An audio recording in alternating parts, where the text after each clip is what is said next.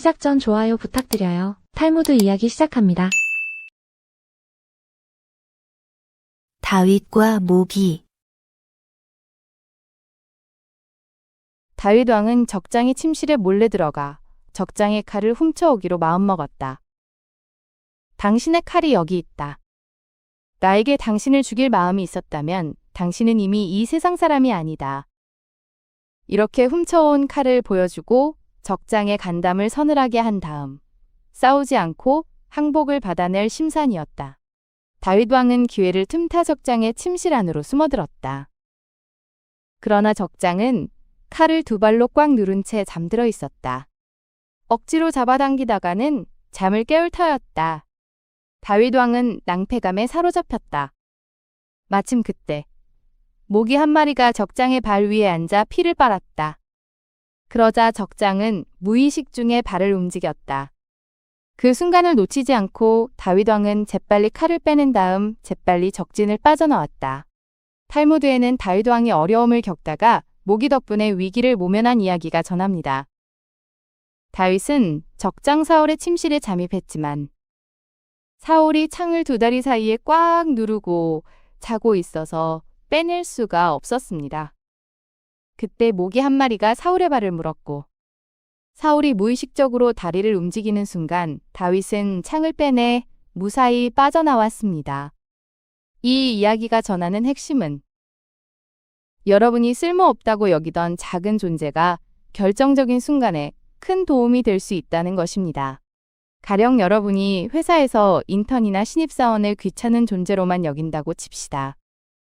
그런데 어느 날 중요한 프레젠테이션을 준비하다가 컴퓨터가 갑자기 먹통이 됐는데 평소 관심 없던 그 인턴이 IT에 능통해서 30분 만에 문제를 해결해 줍니다. 혹은 동네에서 늘 마주치는 택배기사님을 그저 지나쳐 왔는데 급하게 열쇠를 잃어버린 날 그분이 여러분이 집에 들어가는 걸 봤다며 관리사무소 연락처를 알려줍니다. 세상에 쓸모없는 존재는 없고 우리가 무시했던 작은 도움이 인생의 중요한 순간을 바꿀 수 있습니다. 전보는 최대한 짧게. 사위가 장인 장모에게 전보를 쳤다. 레베카, 경사스럽게도 아들 순산. 전보를 받고 딸과 손자를 보기 위해 달려온 장인이 사위에게 말했다. 전보는 최대한 짧게 해야지. 글자 하나하나가 돈인 걸 모르나? 그보다 더 어떻게 짧게 보내요? 레베카는 필요 없는 말이지.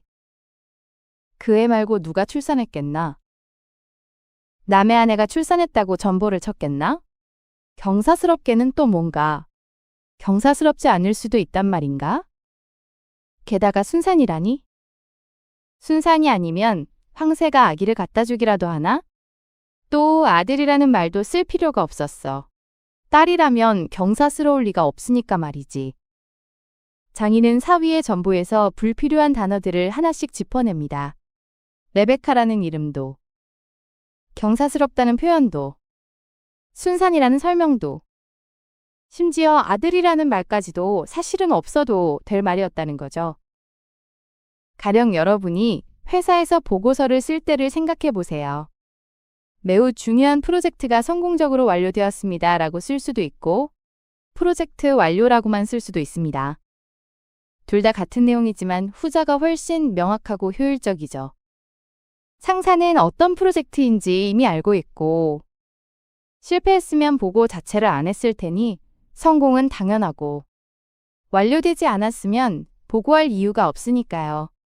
진짜 실력은 많은 말로 포장하는 게 아니라 핵심만 남기고 나머지를 과감히 버릴 줄 아는 능력에서 나옵니다. 세 가지 충고. 저를 풀어주세요.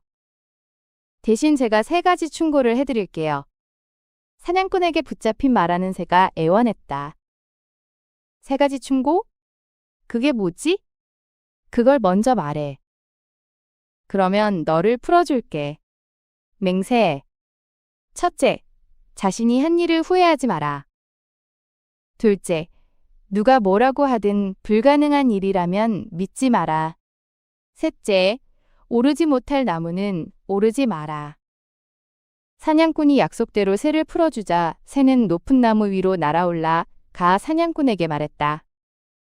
바보. 내 입속에 있는 귀한 진주를 못 봤군요. 사냥꾼은 화가 나서 다시 새를 잡으려고 나무를 오르다가 그만 나무에서 떨어져 다리를 다치고 말았다. 바보. 내가 해준 충고를 벌써 잊었군요. 자신이 한 일을 후회하지 말라고 했는데 나를 풀어주고 나서 바로 후회하기 시작했어요. 불가능한 일은 믿지 말라고 했는데 당신은 너무 쉽게 믿었어요. 입속에 어떻게 진주가 들어있겠어요? 오르지 못할 나무는 오르지 말라고 했는데 나무를 오르다가 떨어져 다리를 다쳤잖아요? 말을 마치자 새는 호련히 날아가 버렸다. 새는 사냥꾼에게 3가지 충고를 해줬습니다. 지나간 일을 후회하지 말고, 불가능한 말은 믿지 말고, 할 수 없는 일은 시도하지 말라는 것이었죠. 가령 여러분이 블록체인 투자 설명회에 갔는데 누군가 한 달 만에 원금이 10배가 된다고 말한다고 칩시다. 정상적인 금융상품으로는 절대 불가능한 수익률이죠. 하지만 그 사람이 명품 시계를 차고 고급차를 몰고 와서 성공 사례를 늘어놓으면 혹하는 마음에 이성적 판단을 잃게 됩니다. 투자한 뒤 돈을 잃고 나서야 후회하지만 이미 늦었고, 잃은 돈을 만회하려고 더 위험한 투자에 손을 대다가 더 큰 손해를 봅니다. 이 이야기가 전하려는 메시지는 간단합니다. 상식적으로 불가능한 일은 처음부터 거르고, 이미 벌어진 일에 매달리지 말고, 자신의 능력을 냉정하게 파악해서 무리한 시도를 피하라는 겁니다. 육체와 정신. 아닙니다. 아닙니다. 왕에게는 아주 맛있는 무화과가 열리는 특별한 나무가 있었다. 나무에 무화과가 많이 달리자 왕은 절름발이와 맹인을 보내 나무를 지키게 했다. 열매가 정말 많이 달렸어. 한 개만 따먹자. 티도 안 날 거야. 절름발이가 맹인에게 말했다. 절름발이는 맹인의 어깨를 밟고 올라가 무화과를 따서 둘이 나눠 먹었다. 하지만 무화과는 너무 맛있었다. 순식간에 두 사람은 무화과를 엄청나게 먹어치웠다. 왕이 대단히 노하여 두 사람을 불러 추궁했다. 절름발이가 어떻게 나무를 오를 수 있단 말입니까? 저는 범인이 아닙니다. 절름발이가 말했다. 맹인이 어떻게 나무에 올라간단 말입니까? 저도 범인이 아닙니다. 맹인이 말했다. 그러자 왕은 옳은 말이라고 하면서 절름발이를 맹인의 어깨에 올라서게 한 다음 함께 심판을 내렸다. 인간은 육체만으로 아무것도 할 수 없으며 정신만으로도 아무것도 할 수 없다. 둘을 합치면 나쁜 일이든 좋은 일이든 무엇이든 할 수 있다. 이 이야기는 탈무드 사내들인 9일에이에 나오는 유명한 비유로 로마 황제 안토니누스가 랍비 예후다에게 영혼과 육체가 각자 책임을 회피할 수 있지 않겠느냐고 질문한 데서 시작됩니다. 영혼은 육체가 없으면 새처럼 공중에 떠다닐 뿐이고, 육체는 영혼이 없으면 무덤의 돌처럼 움직일 수 없으니까요. 랍비는 절름발이와 맹인의 비유로 답합니다. 둘이 협력해야만 무화과를 따먹을 수 있었고, 따라서 둘 다 함께 책임을 져야 한다는 것입니다. 여러분이 회사에서 실수를 했다고 칩시다. 머리로는 이게 잘못된 거라는 걸 알면서도 손이 문서를 잘못 작성했다거나, 혹은 몸은 피곤했지만 정신적으로 판단을 제대로 했어야 한다고 변명할 수 있을까요? 아닙니다. 여러분의 의도와 행동은 분리될 수 없습니다. 좋은 생각만 하고 실천하지 않는 것도, 생각 없이 행동만 하는 것도 모두 불완전합니다. 우리의 생각과 행동, 의도와 실천이 함께할 때 비로소 완전한 책임이 생기고 의미 있는 변화가 만들어집니다. 진짜 부자는 누구? 마침 그때였다. 호화 유람선 한 척이 새파란 바다 위에 유유자적 떠 있었다. 해적들이 배를 습격했다. 갑판 위에는 아름다운 오후의 햇빛을 즐기러 나온 손님들이 커다란 파라솔 그늘 밑에 놓인 긴 의자에 눕거나 앉아 이야기를 나누고 있었다. 부자들은 속수무책으로 금은 보석 등 자기가 갖고 있던 모든 재물을 탈탈 털어서 몽땅 빼앗기고 말았다. 배에 탄 손님들은 거의 모두 큰 부자들이었는데 그 속에 어울리지 않는 그림처럼 랍비한 사람이 섞여 있었다. 해적이 휩쓸고 간 뒤 빈털터리가 된 배는 항로를 이탈하여 난파되기 직전에 어떤 알지 못하는 항구에 닿게 되었다. 그토록 아름다운 풍경을 앞에 두고도 부자들의 관심은 오직 재물뿐이었다. 부자들은 가진 것을 모두 잃고 비참한 가난뱅이로 전락한 채 언제 무슨 수로 배를 수리해서 고향으로 돌아갈 수 있을지 막막했지만 그들은 하나같이 자기 재산이 얼마나 많은지 남들이 갖지 못한 어떤 희귀한 보물을 가졌는지 자랑하느라 정신이 없었다. 랍비는 기다리는 동안 높은 학식과 교양을 인정받아 학교에서 학생을 모아 가르치기 시작했다. 그들에게 가장 중요한 것은 누가 얼마나 더 부자인지 겨루는 것이었다. 그를 조롱했던 부자가 말했다. 문득 한 사람이 한쪽에 조용히 앉아 바다를 바라보며 생각에 잠겨있는 랍비를 발견했다. 그때 랍비님 말씀이 옳았어요. 랍비님은 무슨 큰 재산이 있으실까?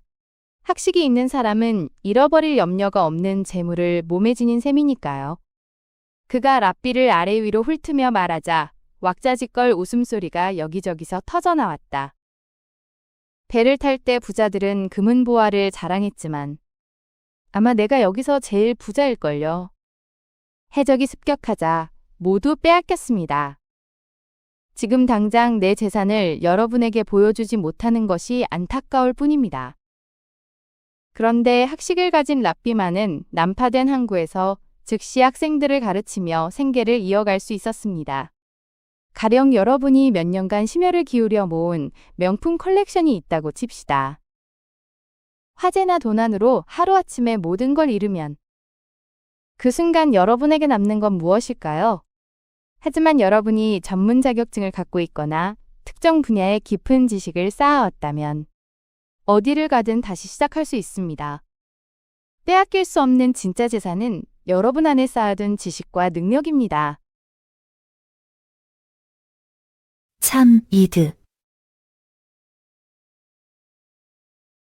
랍비 몇 사람이 길을 가다가 악인의 무리와 마주쳤다. 사람을 뼛속까지 갉아먹을 인간들이라고 사람들이 수군거리는 악명자자한 인간들이었다. 이 세상에 그들만큼 교활하고 잔인한 인간들은 또 없을 것이었다. 저런 인간들은 모두 물에 빠져서 죽어버리기나 하면 좋으련만. 랍비한 사람이 조그맣게 말했다. 그런 생각을 가져서는 안 돼요. 악인들이 죽는 것을 바라기보다는 죄를 회개하는 것을 바라야 합니다. 그들 가운데 가장 위대한 랍비가 말했다. 악인을 벌하는 것에는 아무런 이득도 없다. 그들이 잘못을 뉘우치고 자기 편 사람이 되게 만드는 것이 참으로 이득이 되는 일이다. 악인을 벌하는 것보다 그들이 변화하도록 돕는 게 진짜 이득이라는 지혜입니다. 이 이야기는 랍비 메이르와 그의 아내 베루리아의 유명한 일화에서 비롯되었습니다. 랍비 메이르가 동네 깡패들 때문에 괴로워하며 그들이 죽기를 기도하자 베루리아는 시편 구절을 인용하며 이렇게 말했습니다. 죄인이 사라지라가 아니라 죄가 사라지라고 쓰여있지 않느냐고요. 그들이 죽기를 바라지 말고 그들이 회개하도록 기도하라고 조언했습니다. 가령 여러분이 회사에서 실적이 낮고 분위기를 망치는 동료 때문에 힘들다고 칩시다. 그 사람을 해고하거나 퇴사시키는 게 쉬운 해결책처럼 보일 수 있습니다. 하지만 그 사람이 왜 그런지 이해하고 적절한 피드백과 도움을 줘서 변화할 기회를 주는 건 어떨까요? 처음엔 더 번거롭고 에너지가 들지만 그 사람이 실제로 달라진다면 팀 전체가 성장하고 여러분 자신도 더 성숙한 리더가 될 겁니다. 상대를 제거하는 것보다 변화시키는 것이 훨씬 큰 가치를 만들어냅니다.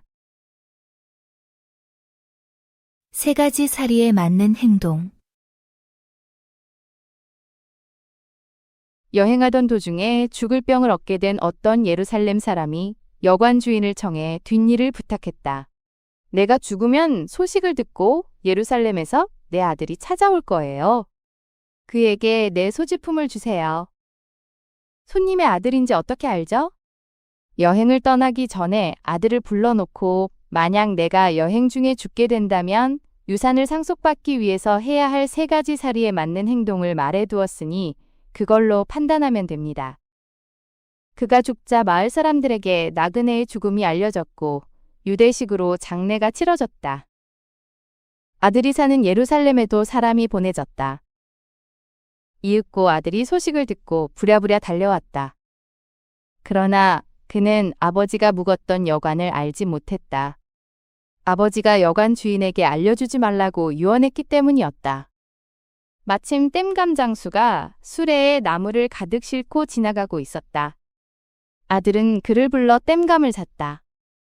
그는 그 뗏감을 예루살렘에서 온 나그네가 죽은 여관에 가져다 달라 하고는 뗏감 장수의 뒤를 따라갔다.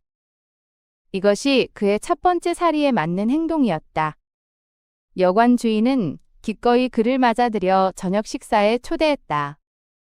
식탁에는 구운 비둘기 5마리와 닭 1마리가 차려져 있었다. 주인 내외와 주인 내외의 2 아들과 2 딸, 그리고 나그네의 아들, 이렇게 7사람이 테이블에 둘러 앉았다. 주인이 말했다. 자, 그럼 손님께서 음식을 나눠주세요. 나그네의 아들은 처음에는 극구 사양했지만 여관 주인은 굳이 손님 좋으실 대로 음식을 나누어야 한다고 고집을 부렸다. 하는 수 없이 나그네의 아들은 마침내 음식을 나누기 시작했다.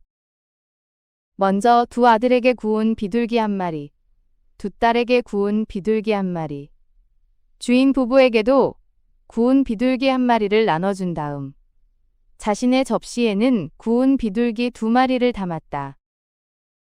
이것이 그의 2번째 사리에 맞는 행동이었다. 주인은 난처한 표정을 지었지만 아무 말도 하지 않았다. 아들은 다시 닭 요리를 나누기 시작했다. 그는 우선 닭의 머리를 떼어 주인 부부에게 주고 2 아들에게는 닭다리를 각각 하나씩 주고 2 딸에게는 날개를 각각 하나씩 주었다. 그리고 자신의 접시에는 몸통을 모두 담았다. 이것은 그의 3번째 사리에 맞는 행동이었다. 주인은 마침내 화를 내며 소리쳤다. 당신네 이스라엘에서는 이런 식입니까? 비둘기를 나눠줄 때만 해도 나는 꼭 참고 아무 말도 하지 않았지만 닭을 나누는 것을 보고는 더 이상 참을 수가 없네요. 도대체 이게 무슨 짓이요? 그러자 아들이 말했다. 나는 애초에 음식을 나누는 일은 하고 싶지 않았습니다. 그런데 하도 요청하시니까 할 수 없이 한 거죠. 2 분과 비둘기를 합치면 3이 되고 2 아드님과 비둘기를 합치면 3이 됩니다. 그리고 2 따님과 비둘기를 합치면 3이 되고 나와 비둘기 2마리를 합치면 3이 됩니다. 어때요? 공평하죠? 그리고 2 분은 집안의 우두머리이니까 닭의 머리를 드렸고 당신의 2 아드님은 이 집의 기둥이니까 2 다리를 주었지요. 따님들은 다른 집으로 시집을 가야 하니까 날개를 준 것이고 나는 배를 타고 다시 돌아가야 하므로 몸통 부분을 가진 거예요. 이거야말로 사리에 맞는 행동 아닙니까? 이제 빨리 아버님의 유품을 내주세요. 아버지는 아들에게 3가지 사리에 맞는 행동을 하면 유산을 물려주겠다고 했습니다.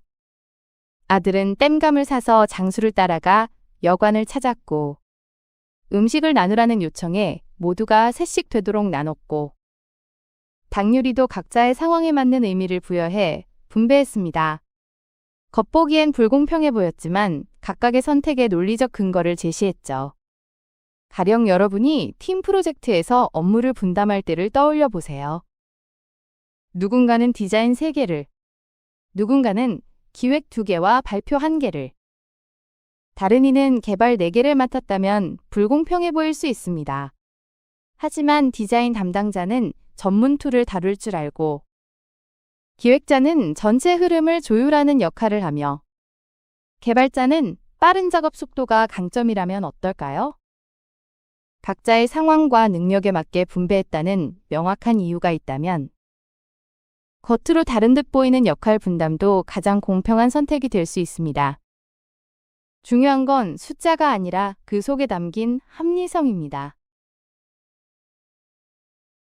벌거숭이 임금님. 매우 상냥하고 친절한 부자가 있었다. 그는 노예를 해방하고 배에 많은 물건을 실어주면서 말했다. 어디든 좋은 데로 가서 행복하게 살아. 해방된 노예는 부푼 꿈을 안고 미지의 세계를 향해 배를 타고 떠났다. 그러던 어느 날 바다가 거칠게 일렁이는가 싶더니 순식간에 태풍이 몰아쳐 배를 집어삼키고 말았다. 악몽 같은 시간이 지나자 해방된 노예는 맨몸으로 어느 작은 섬 모래밭에 쓰러져 있었다. 그 거친 태풍 속에서 알몸으로라도 목숨을 건진 것에 감사해야 할 테지만 누려보지도 못하고 잃어버린 그 모든 것에 대한 상실감은 너무도 컸다. 문득 사람 소리가 들렸다. 돌아보니 섬의 원주민들이 그를 향해 달려오고 있었다. 어리둥절한 그를 둘러싸고 사람들이 외쳤다. 임금님 만세! 호화로운 궁전에서 온갖 사치를 다한 생활을 하게 된 해방된 노예는 꿈을 꾸고 있는 것이 아닌가 싶어서 어느 날 복도를 지나가는 남자를 붙들고 물었다. 도대체 이게 어떻게 된 일인가? 나는 돈 한 푼 없이 맨몸으로 왔는데 갑자기 임금님이라니? 우리는 살아있는 인간이 아닙니다. 임금님이 된 노예는 흠칫 놀라 몸이 뻣뻣해졌다. 남자가 시익 웃더니 낮은 목소리로 속삭였다. 영혼들이지요.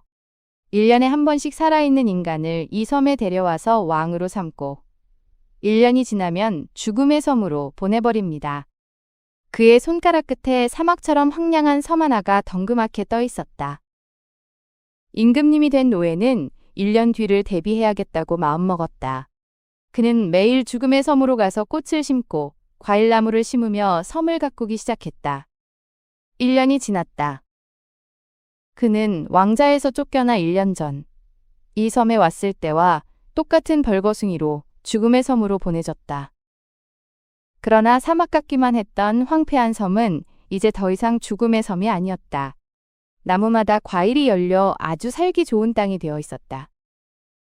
먼저 그 섬으로 쫓겨나 죽을 날만 기다리던 사람들이 그를 따뜻이 맞아들였다. 그는 그들과 함께 그들만의 섬을 일구며 행복하게 살았다. 부자는 하나님, 노예는 사람의 영혼, 그가 갔던 처음의 섬은 지상세계이며 그곳에 살고 있던 주민들은 인류, 1년 뒤에 황폐한 섬은 내세, 꽃과 과일은 착한 행동이다.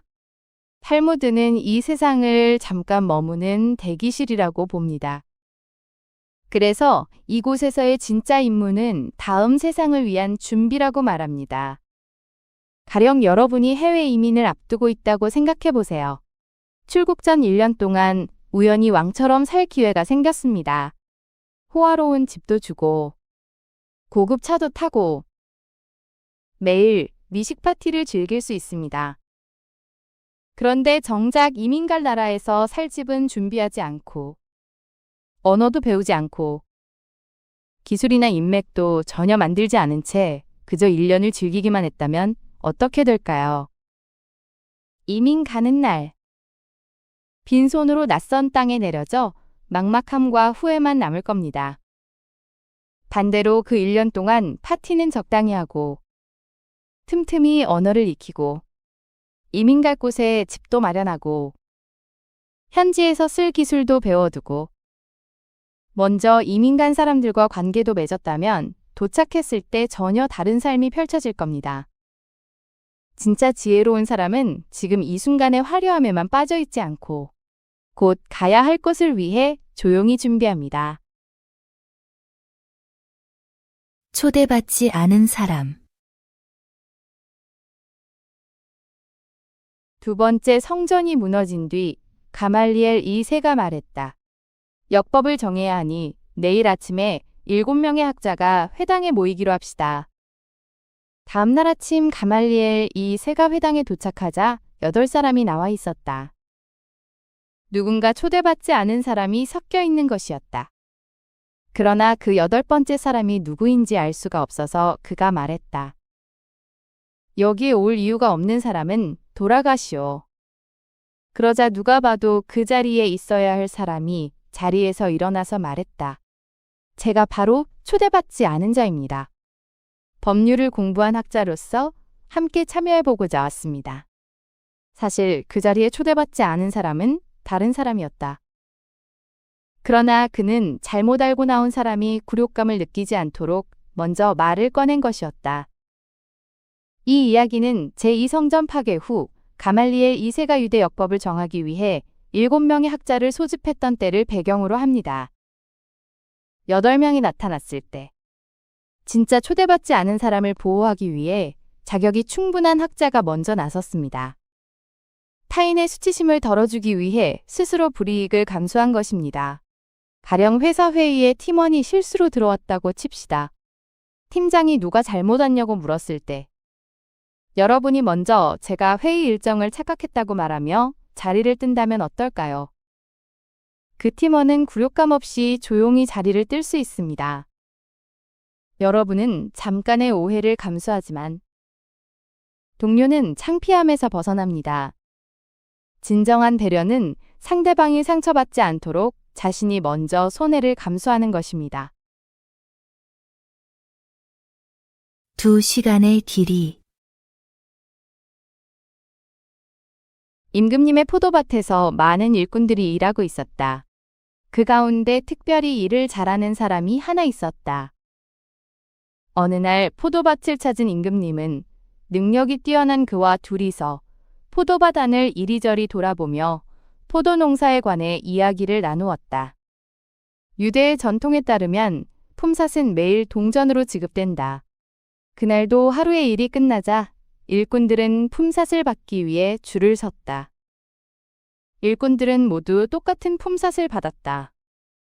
그런데 능력이 뛰어난 일꾼도 똑같은 품삯을 받게 되자 다른 일꾼들이 화를 내며 임금님에게 항의했다. 2시간밖에 일하지 않은 사람이 우리와 똑같은 품삯을 받는다는 것은 말도 안 됩니다. 그러자 임금님은 이렇게 대답했다. 너희들이 온종일 걸려서 한 것보다 더 많은 일을 이 사람은 2시간 동안에 해냈다. 오늘 28세로 죽은 랍비도 다른 사람이 100년 산 것보다 더 많은 일을 성취했다. 중요한 것은 몇 년을 살았느냐가 아니라 무엇을 얼마큼 이루었느냐이다. 이 이야기는 예루살렘 탈무드에 나오는 랍비분 바르히야에 관한 비유입니다. 그는 28세의 젊은 나이에 세상을 떠났지만 100년을 산 학자보다 더 많은 토라 학문을 이루었다고 전해집니다. 여러분이 회사에서 프로젝트를 진행한다고 생각해 보세요. 누군가는 일주일 내내 사무실에 앉아 있지만 진척이 느립니다. 반면 다른 동료는 이틀만 집중해서 핵심을 정확히 파악하고 문제를 해결합니다. 이때 중요한 건 며칠을 투입했느냐가 아니라 무엇을 완성했느냐입니다. 운동도 마찬가지입니다. 헬스장에서 2시간씩 매일 가도 형식만 채우면 변화가 없지만 1시간이라도 제대로 집중해서 운동하면 몸이 달라집니다. 삶의 가치는 시간의 길이가 아니라 그 시간을 어떻게 채웠는가로 결정됩니다. 달콤하지만 쓰디쓴 것. 랍비가 물었다. 랍비 가말리엘이 하인을 불러 시장에 가서 가장 맛있는 것을 사오라고 시켰다. 잠시 후 하인은 혀를 들고 돌아왔다. 랍비 가말리엘은 하인에게 이번에는 시장에서 가장 맛없는 것을 사오라고 시켰다. 잠시 후 하인은 혀를 들고 돌아왔다. 랍비가 물었다. 가장 맛있는 것을 사오라고 할 때도 혀를 가져오더니 가장 맛없는 것을 사오라고 할 때도 혀를 가져온 까닭이 무엇이냐? 그러자 하인이 대답했다. 혀는 세상 그 어떤 것보다도 달콤하고 세상 그 어떤 것보다 쓰디쓴 것이기 때문입니다. 랍비 가말리엘은 하인이 2번 모두 혀를 가져온 이유를 물었고 하인은 혀야말로 세상에서 가장 달콤하면서 동시에 가장 쓰디쓴 것이라고 답했습니다.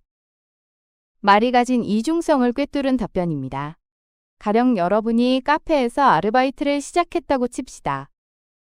첫날 실수로 주문을 잘못 받았는데 선배가 괜찮다며 처음엔 다들 그렇다고 격려해 줍니다. 그 한마디에 긴장이 풀리고 다시 힘을 냅니다. 하지만 며칠 뒤 똑같은 선배가 손님 앞에서 당신더러 일도 제대로 못한다고 쏘아붙입니다. 그 순간 자존감이 무너지고 일을 그만두고 싶어집니다. 격려의 말 한마디가 사람을 일으켜 세우지만 모욕의 말 한마디는 사람을 무너뜨립니다. 결국 우리가 내뱉는 말이 누군가에게 꿀이 될지 독이 될지는 전적으로 우리 선택입니다. 다윗과 모기. 다윗 왕은 적장의 침실에 몰래 들어가 적장의 칼을 훔쳐오기로 마음먹었다. 당신의 칼이 여기 있다. 나에게 당신을 죽일 마음이 있었다면 당신은 이미 이 세상 사람이 아니다. 이렇게 훔쳐온 칼을 보여주고 적장의 간담을 서늘하게 한 다음 싸우지 않고 항복을 받아낼 심산이었다. 다윗 왕은 기회를 틈타 적장의 침실 안으로 숨어들었다. 그러나 적장은 칼을 두 발로 꽉 누른 채 잠들어 있었다. 억지로 잡아당기다가는 잠을 깨울 터였다. 다윗 왕은 낭패감에 사로잡혔다. 마침 그때 모기 한 마리가 적장의 발 위에 앉아 피를 빨았다. 그러자 적장은 무의식 중에 발을 움직였다. 그 순간을 놓치지 않고 다윗 왕은 재빨리 칼을 빼낸 다음 재빨리 적진을 빠져나왔다. 탈무드에는 다윗 왕이 어려움을 겪다가 모기 덕분에 위기를 모면한 이야기가 전합니다. 다윗은 적장 사울의 침실에 잠입했지만 사울이 창을 두 다리 사이에 꽉 누르고 자고 있어서 빼낼 수가 없었습니다. 그때 모기 한 마리가 사울의 발을 물었고 사울이 무의식적으로 다리를 움직이는 순간 다윗은 창을 빼내 무사히 빠져나왔습니다. 이 이야기가 전하는 핵심은 여러분이 쓸모없다고 여기던 작은 존재가 결정적인 순간에 큰 도움이 될 수 있다는 것입니다. 가령 여러분이 회사에서 인턴이나 신입사원을 귀찮은 존재로만 여긴다고 칩시다. 그런데 어느 날 중요한 프레젠테이션을 준비하다가 컴퓨터가 갑자기 먹통이 됐는데 평소 관심 없던 그 인턴이 IT에 능통해서 30분 만에 문제를 해결해 줍니다. 혹은 동네에서 늘 마주치는 택배기사님을 그저 지나쳐왔는데 급하게 열쇠를 잃어버린 날 그분이 여러분이 집에 들어가는 걸 봤다며 관리사무소 연락처를 알려줍니다. 세상에 쓸모없는 존재는 없고 우리가 무시했던 작은 도움이 인생의 중요한 순간을 바꿀 수 있습니다. 전보는 최대한 짧게. 사위가 장인 장모에게 전보를 쳤다. 레베카, 경사스럽게도 아들 순산. 전보를 받고 딸과 손자를 보기 위해 달려온 장인이 사위에게 말했다. 전보는 최대한 짧게 해야지. 글자 하나하나가 돈인 걸 모르나? 그보다 더 어떻게 짧게 보내요? 레베카는 필요 없는 말이지. 그 애 말고 누가 출산했겠나? 남의 아내가 출산했다고 전보를 쳤겠나? 경사스럽게는 또 뭔가? 경사스럽지 않을 수도 있단 말인가? 게다가 순산이라니? 순산이 아니면 황새가 아기를 갖다 주기라도 하나? 또 아들이라는 말도 쓸 필요가 없었어. 딸이라면 경사스러울 리가 없으니까 말이지. 장인은 사위의 전보에서 불필요한 단어들을 하나씩 짚어냅니다. 레베카라는 이름도, 경사스럽다는 표현도, 순산이라는 설명도, 심지어 아들이라는 말까지도 사실은 없어도 될 말이었다는 거죠. 가령 여러분이 회사에서 보고서를 쓸 때를 생각해 보세요. 매우 중요한 프로젝트가 성공적으로 완료되었습니다 라고 쓸 수도 있고 프로젝트 완료라고만 쓸 수도 있습니다. 둘 다 같은 내용이지만 후자가 훨씬 명확하고 효율적이죠. 상사는 어떤 프로젝트인지 이미 알고 있고 실패했으면 보고 자체를 안 했을 테니 성공은 당연하고 완료되지 않았으면 보고할 이유가 없으니까요. 진짜 실력은 많은 말로 포장하는 게 아니라 핵심만 남기고 나머지를 과감히 버릴 줄 아는 능력에서 나옵니다. 세 가지 충고. 저를 풀어주세요. 대신 제가 세 가지 충고를 해드릴게요. 사냥꾼에게 붙잡힌 말하는 새가 애원했다. 세 가지 충고? 그게 뭐지? 그걸 먼저 말해. 그러면 너를 풀어줄게. 맹세. 첫째, 자신이 한 일을 후회하지 마라. 둘째, 누가 뭐라고 하든 불가능한 일이라면 믿지 마라. 셋째, 오르지 못할 나무는 오르지 마라. 사냥꾼이 약속대로 새를 풀어주자 새는 높은 나무 위로 날아올라 가 사냥꾼에게 말했다. 바보, 내 입속에 있는 귀한 진주를 못 봤군요. 사냥꾼은 화가 나서 다시 새를 잡으려고 나무를 오르다가 그만 나무에서 떨어져 다리를 다치고 말았다. 바보, 내가 해준 충고를 벌써 잊었군요. 자신이 한 일을 후회하지 말라고 했는데 나를 풀어주고 나서 바로 후회하기 시작했어요. 불가능한 일은 믿지 말라고 했는데 당신은 너무 쉽게 믿었어요. 입속에 어떻게 진주가 들어있겠어요?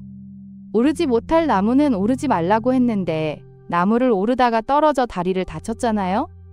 말을 마치자 새는 호련히 날아가 버렸다. 새는 사냥꾼에게 세 가지 충고를 해줬습니다. 지나간 일을 후회하지 말고, 불가능한 말은 믿지 말고, 할 수 없는 일은 시도하지 말라는 것이었죠. 가령 여러분이 블록체인 투자 설명회에 갔는데 누군가 한 달 만에 원금이 10배가 된다고 말한다고 칩시다. 정상적인 금융상품으로는 절대 불가능한 수익률이죠. 하지만 그 사람이 명품 시계를 차고 고급차를 몰고 와서 성공 사례를 늘어놓으면 혹하는 마음에 이성적 판단을 잃게 됩니다. 투자한 뒤 돈을 잃고 나서야 후회하지만 이미 늦었고, 잃은 돈을 만회하려고 더 위험한 투자에 손을 대다가 더 큰 손해를 봅니다. 이 이야기가 전하려는 메시지는 간단합니다. 상식적으로 불가능한 일은 처음부터 거르고, 이미 벌어진 일에 매달리지 말고, 자신의 능력을 냉정하게 파악해서 무리한 시도를 피하라는 겁니다. 육체와 정신. 아닙니다. 아닙니다. 왕에게는 아주 맛있는 무화과가 열리는 특별한 나무가 있었다. 나무에 무화과가 많이 달리자 왕은 절름발이와 맹인을 보내 나무를 지키게 했다. 열매가 정말 많이 달렸어. 한 개만 따먹자. 티도 안 날 거야. 절름발이가 맹인에게 말했다. 절름발이는 맹인의 어깨를 밟고 올라가 무화과를 따서 둘이 나눠 먹었다. 하지만 무화과는 너무 맛있었다.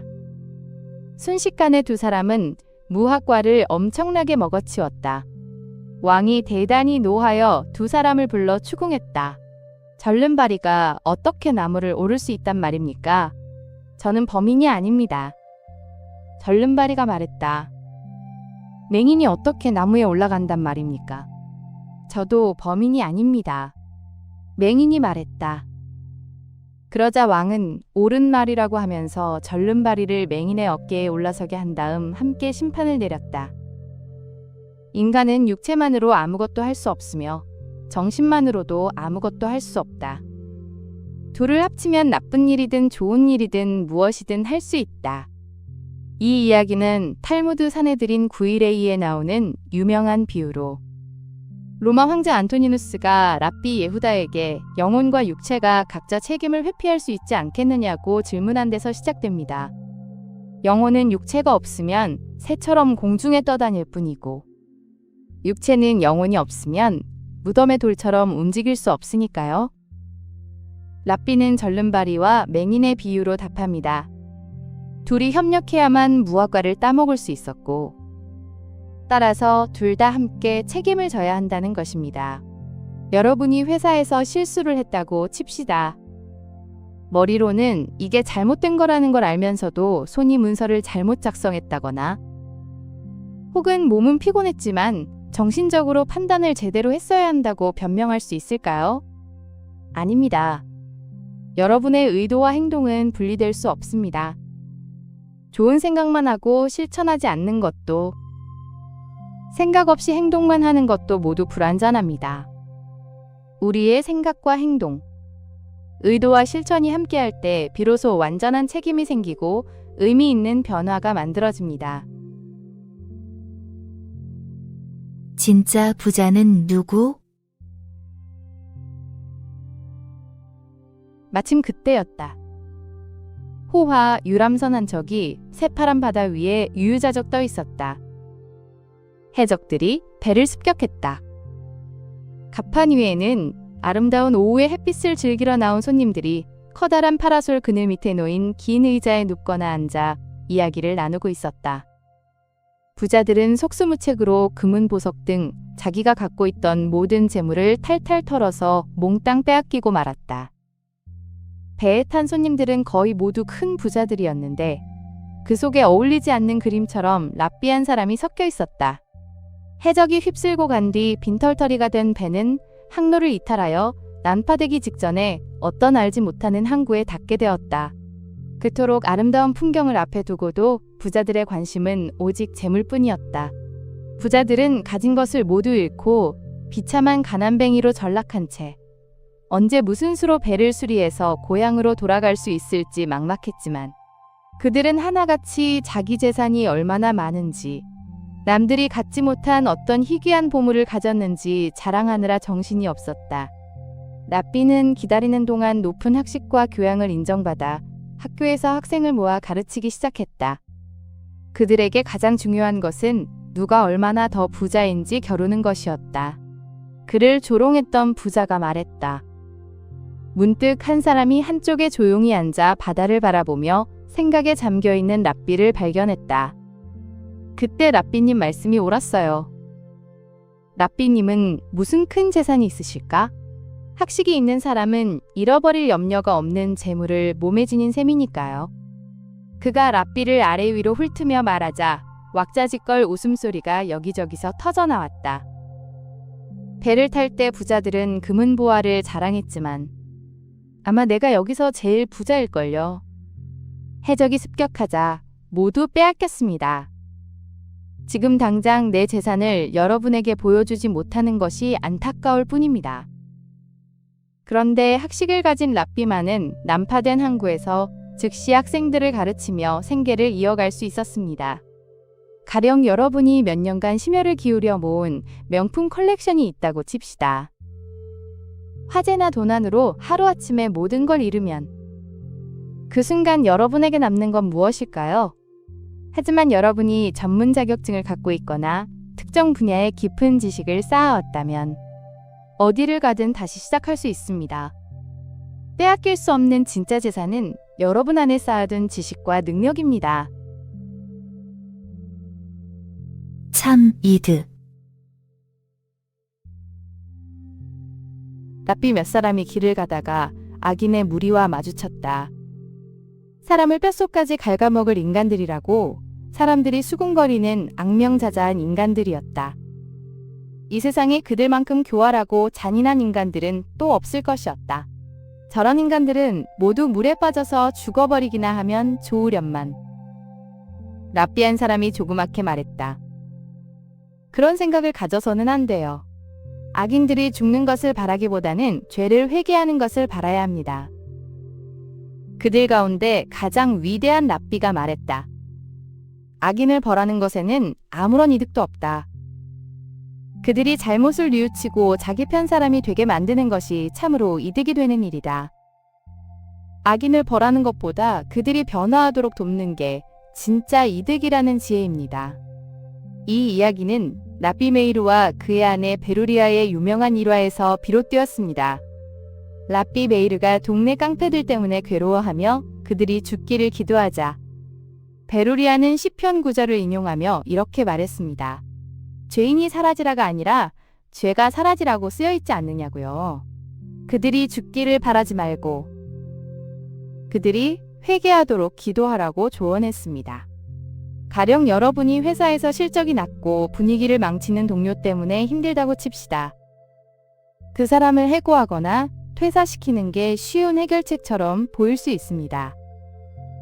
하지만 그 사람이 왜 그런지 이해하고 적절한 피드백과 도움을 줘서 변화할 기회를 주는 건 어떨까요? 처음엔 더 번거롭고 에너지가 들지만 그 사람이 실제로 달라진다면 팀 전체가 성장하고 여러분 자신도 더 성숙한 리더가 될 겁니다. 상대를 제거하는 것보다 변화시키는 것이 훨씬 큰 가치를 만들어냅니다. 3가지 사리에 맞는 행동. 여행하던 도중에 죽을 병을 얻게 된 어떤 예루살렘 사람이 여관 주인을 청해 뒷일을 부탁했다. 내가 죽으면 소식을 듣고 예루살렘에서 내 아들이 찾아올 거예요. 그에게 내 소지품을 주세요. 손님의 아들인지 어떻게 알죠? 여행을 떠나기 전에 아들을 불러놓고 만약 내가 여행 중에 죽게 된다면 유산을 상속받기 위해서 해야 할 3가지 사리에 맞는 행동을 말해두었으니 그걸로 판단하면 됩니다. 그가 죽자 마을 사람들에게 나그네의 죽음이 알려졌고 유대식으로 장례가 치러졌다. 아들이 사는 예루살렘에도 사람이 보내졌다. 이윽고 아들이 소식을 듣고 부랴부랴 달려왔다. 그러나 그는 아버지가 묵었던 여관을 알지 못했다. 아버지가 여관 주인에게 알려주지 말라고 유언했기 때문이었다. 마침 뗏감 장수가 수레에 나무를 가득 싣고 지나가고 있었다.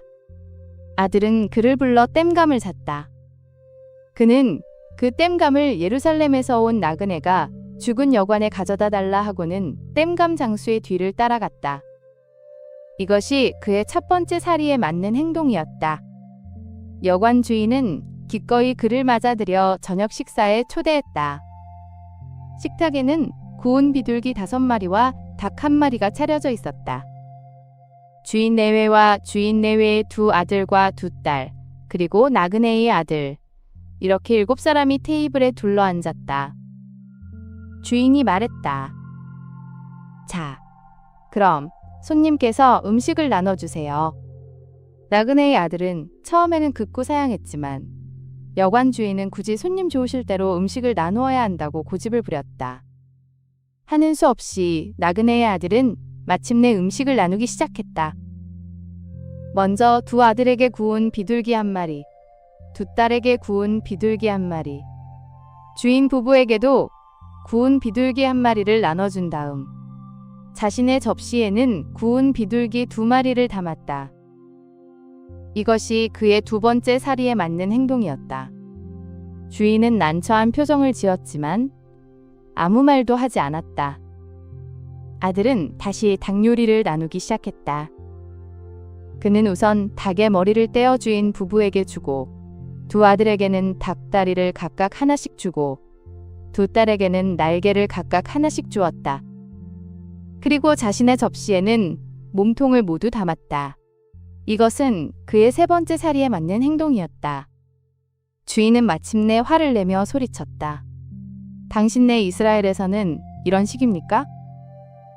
비둘기를 나눠줄 때만 해도 나는 꼭 참고 아무 말도 하지 않았지만 닭을 나누는 것을 보고는 더 이상 참을 수가 없네요. 도대체 이게 무슨 짓이요? 그러자 아들이 말했다. 나는 애초에 음식을 나누는 일은 하고 싶지 않았습니다. 그런데 하도 요청하시니까 할 수 없이 한 거죠. 2분과 비둘기를 합치면 3이 되고 2 아드님과 비둘기를 합치면 3이 됩니다.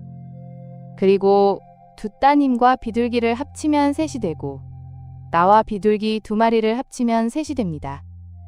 어때요? 공평하죠?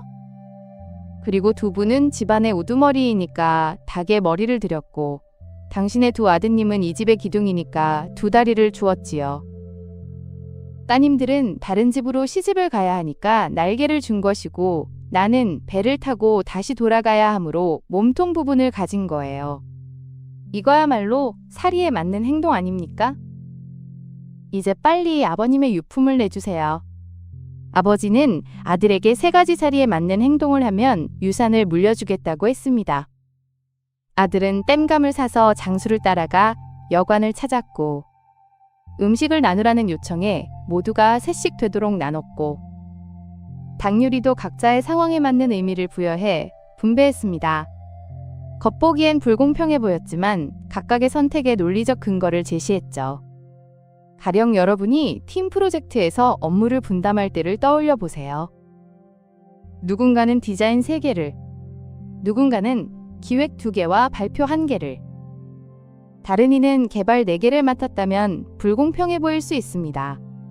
하지만 디자인 담당자는 전문 툴을 다룰 줄 알고, 기획자는 전체 흐름을 조율하는 역할을 하며, 개발자는 빠른 작업 속도가 강점이라면 어떨까요? 각자의 상황과 능력에 맞게 분배했다는 명확한 이유가 있다면, 겉으로 다른 듯 보이는 역할 분담도 가장 공평한 선택이 될 수 있습니다. 중요한 건 숫자가 아니라 그 속에 담긴 합리성입니다. 벌거숭이 임금님. 매우 상냥하고 친절한 부자가 있었다. 그는 노예를 해방하고 배에 많은 물건을 실어주면서 말했다. 어디든 좋은 데로 가서 행복하게 살아. 해방된 노예는 부푼 꿈을 안고 미지의 세계를 향해 배를 타고 떠났다. 그러던 어느 날 바다가 거칠게 일렁이는가 싶더니 순식간에 태풍이 몰아쳐 배를 집어삼키고 말았다. 악몽 같은 시간이 지나자 해방된 노예는 맨몸으로 어느 작은 섬 모래밭에 쓰러져 있었다. 그 거친 태풍 속에서 알몸으로라도 목숨을 건진 것에 감사해야 할 테지만 누려보지도 못하고 잃어버린 그 모든 것에 대한 상실감은 너무도 컸다. 문득 사람 소리가 들렸다. 돌아보니 섬의 원주민들이 그를 향해 달려오고 있었다. 어리둥절한 그를 둘러싸고 사람들이 외쳤다. 임금님 만세! 호화로운 궁전에서 온갖 사치를 다한 생활을 하게 된 해방된 노예는 꿈을 꾸고 있는 것이 아닌가 싶어서 어느 날 복도를 지나가는 남자를 붙들고 물었다. 도대체 이게 어떻게 된 일인가? 나는 돈 한 푼 없이 맨몸으로 왔는데 갑자기 임금님이라니? 우리는 살아있는 인간이 아닙니다. 임금님이 된 노예는 흠칫 놀라 몸이 뻣뻣해졌다. 남자가 시익 웃더니 낮은 목소리로 속삭였다. 영혼들이지요. 1년에 한 번씩 살아있는 인간을 이 섬에 데려와서 왕으로 삼고 1년이 지나면 죽음의 섬으로 보내버립니다. 그의 손가락 끝에 사막처럼 황량한 섬 하나가 덩그맣게 떠 있었다. 임금님이 된 노예는 1년 뒤를 대비해야겠다고 마음먹었다. 그는 매일 죽음의 섬으로 가서 꽃을 심고 과일나무를 심으며 섬을 가꾸기 시작했다. 1년이 지났다. 그는 왕자에서 쫓겨나 1년 전 이 섬에 왔을 때와 똑같은 벌거숭이로 죽음의 섬으로 보내졌다. 그러나 사막 같기만 했던 황폐한 섬은 이제 더 이상 죽음의 섬이 아니었다. 나무마다 과일이 열려 아주 살기 좋은 땅이 되어 있었다. 먼저 그 섬으로 쫓겨나 죽을 날만 기다리던 사람들이 그를 따뜻이 맞아들였다. 그는 그들과 함께 그들만의 섬을 일구며 행복하게 살았다. 부자는 하나님, 노예는 사람의 영혼, 그가 갔던 처음의 섬은 지상세계이며 그곳에 살고 있던 주민들은 인류, 1년 뒤에 황폐한 섬은 내세, 꽃과 과일은 착한 행동이다. 탈무드는 이 세상을 잠깐 머무는 대기실이라고 봅니다. 그래서 이곳에서의 진짜 임무는 다음 세상을 위한 준비라고 말합니다. 가령 여러분이 해외 이민을 앞두고 있다고 생각해 보세요. 출국 전 1년 동안 우연히 왕처럼 살 기회가 생겼습니다. 호화로운 집도 주고 고급 차도 타고 매일 미식 파티를 즐길 수 있습니다. 그런데 정작 이민 갈 나라에서 살 집은 준비하지 않고 언어도 배우지 않고 기술이나 인맥도 전혀 만들지 않은 채 그저 1년을 즐기기만 했다면 어떻게 될까요? 이민 가는 날, 빈손으로 낯선 땅에 내려져 막막함과 후회만 남을 겁니다. 반대로 그 1년 동안 파티는 적당히 하고 틈틈이 언어를 익히고 이민 갈 곳에 집도 마련하고 현지에서 쓸 기술도 배워두고 먼저 이민 간 사람들과 관계도 맺었다면 도착했을 때 전혀 다른 삶이 펼쳐질 겁니다. 진짜 지혜로운 사람은 지금 이 순간의 화려함에만 빠져 있지 않고 곧 가야 할 곳을 위해 조용히 준비합니다. 초대받지 않은 사람. 두 번째 성전이 무너진 뒤 가말리엘 2세가 말했다. 역법을 정해야 하니 내일 아침에 7명의 학자가 회당에 모이기로 합시다. 다음 날 아침 가말리엘 2세가 회당에 도착하자 8사람이 나와 있었다. 누군가 초대받지 않은 사람이 섞여 있는 것이었다. 그러나 그 8번째 사람이 누구인지 알 수가 없어서 그가 말했다. 여기에 올 이유가 없는 사람은 돌아가시오. 그러자 누가 봐도 그 자리에 있어야 할 사람이 자리에서 일어나서 말했다. 제가 바로 초대받지 않은 자입니다. 법률을 공부한 학자로서 함께 참여해보고자 왔습니다. 사실 그 자리에 초대받지 않은 사람은 다른 사람이었다. 그러나 그는 잘못 알고 나온 사람이 굴욕감을 느끼지 않도록 먼저 말을 꺼낸 것이었다. 이 이야기는 제2성전 파괴 후 가말리엘 2세가 유대 역법을 정하기 위해 7명의 학자를 소집했던 때를 배경으로 합니다. 8명이 나타났을 때 진짜 초대받지 않은 사람을 보호하기 위해 자격이 충분한 학자가 먼저 나섰습니다. 타인의 수치심을 덜어주기 위해 스스로 불이익을 감수한 것입니다.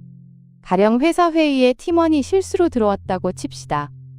팀장이 누가 잘못 왔냐고 물었을 때 여러분이 먼저 제가 회의 일정을 착각했다고 말하며 자리를 뜬다면 어떨까요? 그 팀원은 굴욕감 없이 조용히 자리를 뜰 수 있습니다. 여러분은 잠깐의 오해를 감수하지만 동료는 창피함에서 벗어납니다. 진정한 배려는 상대방이 상처받지 않도록 자신이 먼저 손해를 감수하는 것입니다. 2시간의 길이. 임금님의 포도밭에서 많은 일꾼들이 일하고 있었다. 그 가운데 특별히 일을 잘하는 사람이 하나 있었다. 어느 날 포도밭을 찾은 임금님은 능력이 뛰어난 그와 둘이서 포도밭 안을 이리저리 돌아보며 포도 농사에 관해 이야기를 나누었다. 유대의 전통에 따르면 품삯은 매일 동전으로 지급된다. 그날도 하루의 일이 끝나자 일꾼들은 품삯을 받기 위해 줄을 섰다. 일꾼들은 모두 똑같은 품삯을 받았다. 그런데 능력이 뛰어난 일꾼도 똑같은 품삯을 받게 되자 다른 일꾼들이 화를 내며 임금님에게 항의했다. 2시간밖에 일하지 않은 사람이 우리와 똑같은 품삯을 받는다는 것은 말도 안 됩니다. 그러자 임금님은 이렇게 대답했다. 너희들이 온종일 걸려서 한 것보다 더 많은 일을 이 사람은 2시간 동안에 해냈다. 오늘 28세로 죽은 랍비도 다른 사람이 100년 산 것보다 더 많은 일을 성취했다. 중요한 것은 몇 년을 살았느냐가 아니라 무엇을 얼마큼 이루었느냐이다. 이 이야기는 예루살렘 탈무드에 나오는 랍비분 바르히야에 관한 비유입니다. 그는 28세의 젊은 나이에 세상을 떠났지만 100년을 산 학자보다 더 많은 토라 학문을 이루었다고 전해집니다. 여러분이 회사에서 프로젝트를 진행한다고 생각해 보세요. 누군가는 일주일 내내 사무실에 앉아 있지만 진척이 느립니다. 반면 다른 동료는 이틀만 집중해서 핵심을 정확히 파악하고 문제를 해결합니다. 이때 중요한 건 며칠을 투입했느냐가 아니라 무엇을 완성했느냐입니다. 운동도 마찬가지입니다. 헬스장에서 2시간씩 매일 가도 형식만 채우면 변화가 없지만 1시간이라도 제대로 집중해서 운동하면 몸이 달라집니다. 삶의 가치는 시간의 길이가 아니라 그 시간을 어떻게 채웠는가로 결정됩니다. 달콤하지만 쓰디쓴 것. 랍비가 물었다. 랍비 가말리엘이 하인을 불러 시장에 가서 가장 맛있는 것을 사오라고 시켰다. 잠시 후 하인은 혀를 들고 돌아왔다. 랍비 가말리엘은 하인에게 이번에는 시장에서 가장 맛없는 것을 사오라고 시켰다. 잠시 후 하인은 혀를 들고 돌아왔다. 랍비가 물었다. 가장 맛있는 것을 사오라고 할 때도 혀를 가져오더니 가장 맛없는 것을 사오라고 할 때도 혀를 가져온 까닭이 무엇이냐? 그러자 하인이 대답했다. 혀는 세상 그 어떤 것보다도 달콤하고 세상 그 어떤 것보다 쓰디쓴 것이기 때문입니다. 랍비 가말리엘은 하인이 2번 모두 혀를 가져온 이유를 물었고, 하인은 혀야말로 세상에서 가장 달콤하면서 동시에 가장 쓰디쓴 것이라고 답했습니다. 말이 가진 이중성을 꿰뚫은 답변입니다. 가령 여러분이 카페에서 아르바이트를 시작했다고 칩시다. 첫날 실수로 주문을 잘못 받았는데 선배가 괜찮다며 처음엔 다들 그렇다고 격려해 줍니다. 그 한마디에 긴장이 풀리고 다시 힘을 냅니다. 하지만 며칠 뒤 똑같은 선배가 손님 앞에서 당신더러 일도 제대로 못한다고 쏘아붙입니다. 그 순간 자존감이 무너지고 일을 그만두고 싶어집니다. 격려의 말 한마디가 사람을 일으켜 세우지만 모욕의 말 한마디는 사람을 무너뜨립니다. 결국 우리가 내뱉는 말이 누군가에게 꿀이 될지 독이 될지는 전적으로 우리 선택입니다.